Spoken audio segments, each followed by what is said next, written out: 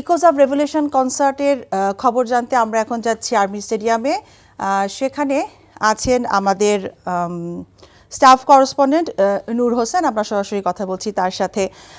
নূর, কেমন দেখছেন নিরাপত্তা প্রস্তুতি, সে সম্পর্কে আমাদের জানাবেন।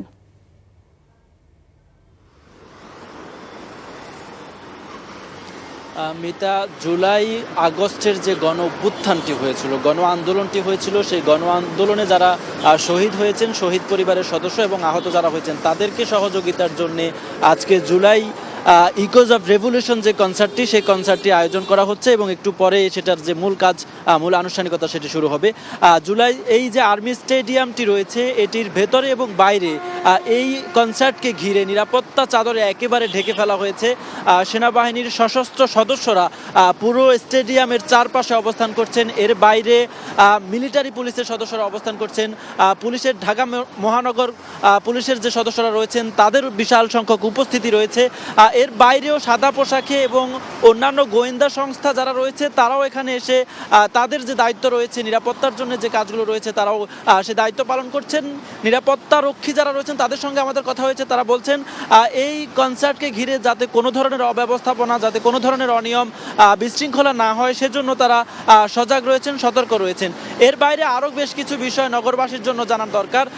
আজকে এই কনসার্টকে ঘিরে বেলা 2টার পর থেকে এই রাস্তাটি যারা ব্যবহার করবেন তাদের জন্য এই রাস্তাটি ব্যবহারে যাতে এখানে কোনো ধরনের জ্যাম বা যানজটের সৃষ্টি না হয় সেজন্য পাশের যেই উডাল সড়কটি রয়েছে, অর্থাৎ ওই সড়কটিতে এখানকার বনানী র্যাম্প এবং কুড়িল বিশ্ব রোডের যে র্যাম্প রয়েছে এই দুটি র্যাম্প একদম ফ্রিতে যানবাহন চলাচল করতে পারবে। এছাড়া ঢাকা মহানগর পুলিশের পক্ষ থেকে এই রাস্তাটি ব্যবহারের ক্ষেত্রে বেশ কিছু নির্দেশনা প্রদান করা হয়েছে।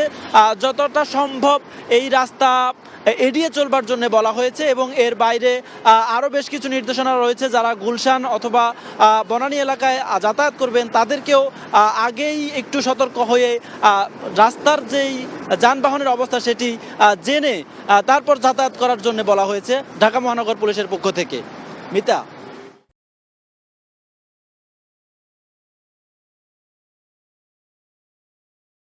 কনসার্টের নিরাপত্তা বিষয়ে জানছিলাম। এবারে আমরা চলে যাচ্ছি আমাদের সিনিয়র করেসপন্ডেন্ট নিয়ামুল আজিজ সাদিকের সাথে আমরা কথা বলবো। সাদিক, অনুষ্ঠান তো শুরু হতে আর বেশিক্ষণ সময় বাকি নেই, তো কেমন দেখছেন সার্বিক পরিস্থিতি আমাদেরকে জানাবেন। সার্বিক পরিস্থিতি বলতে এখন যেটা চলছে শেষ সময়ের প্রস্তুতি।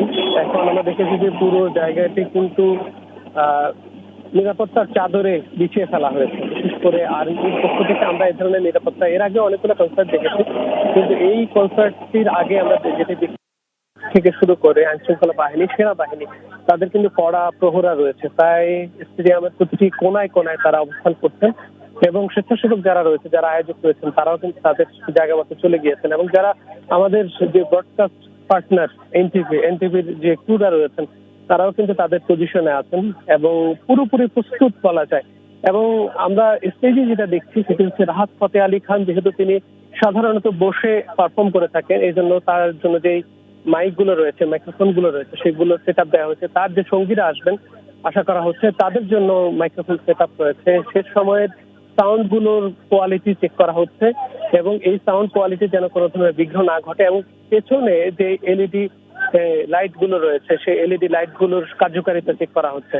এবং জায়ান্ট স্ক্রিনে যে বিষয়টি প্রদর্শিত হবে, আপনি নিশ্চয়ই জানেন, এটি হচ্ছে ইকোজ অফ রেভলিউশন। তার মানে হচ্ছে জুলাই আগস্টে যারা প্রাণ হারিয়েছেন এবং যারা আহত হয়েছেন, এখনো সুচিকিৎসার অভাব রয়েছে, তাদের জন্য এই আয়োজনটি করা হয়েছে। তাদের যে আত্মত্যাগ, তাদের যে বীরত্ব কথা, সেই বিষয়গুলো কিন্তু এখানে ফুটিয়ে তোলা হচ্ছে জায়ান্ট স্ক্রিনে এবং সেটিও কিন্তু কিছুক্ষণ পরে শুরু হবে। আমরা দেখছি যে এটি নিয়ে উৎসাহ উজ্জীবনার কোনো ধরনের কমতি নেই। বিভিন্ন জায়গায়, বিশেষ করে সোশ্যাল মিডিয়া থেকে শুরু করে আশপাশের জায়গাগুলোতে যেহেতু আইন শৃঙ্খলা বাহিনীর কড়া প্রহরা রয়েছে, সেই সাথে সেনাবাহিনী কিছু সুযোগ সুবিধা তৈরি করেছে। বিশেষ করে জাহাঙ্গীর গেট, জিয়া কলোনি, এই জায়গাগুলোতে আগেই তারা বলেছে যে আজকে 11টা পর্যন্ত চলাচল করতে পারবে যে কোনো যানবাহন। একই সঙ্গে আমরা কিছুক্ষণ আগে দেখেছি যে 4টা থেকে, বিকেল 4টা থেকে এখানে যে গাড়িগুলো প্রবেশ করবে বনানী হয়ে, আর্মি গলফ ক্লাব হয়ে, এয়ারপোর্ট হয়ে, এই জায়গাগুলোতে তারা বিশেষ নিরাপত্তা দিবে। একই সঙ্গে টোল প্লাজায় কোনো ধরনের টোল দেওয়া লাগবে না, এক্সপ্রেস ওয়েতে তারা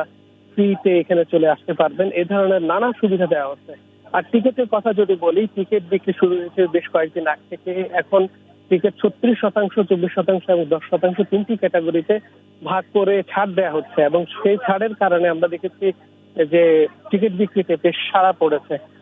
আর বিশেষ করে প্রখ্যাত শিল্পী রাহাত ফতে আলী খান যেহেতু এখানে পারফর্ম করবেন, তার সাথে বাংলাদেশের যে শিল্পীরা রয়েছে, আর্টসেল রয়েছে, এখানে চিরকুট রয়েছে, তার সাথে সেজান রয়েছে, আফটার ম্যাথ রয়েছে, এই ধরনের সঙ্গীত শিল্পী যারা আছে তারাই মূলত এই পারফরমেন্সটা শুরু করবেন।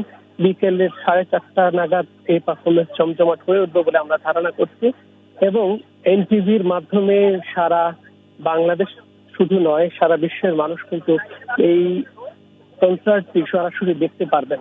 রাহাত ফতে আলী খানের যে প্রখ্যাত যে গানগুলো আছে সেই গানগুলো তিনি করবেন। একই সঙ্গে এখানে যে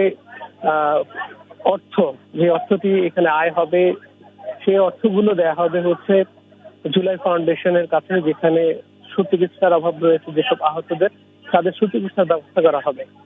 তো এই ছিল সর্বশেষ পরিস্থিতি।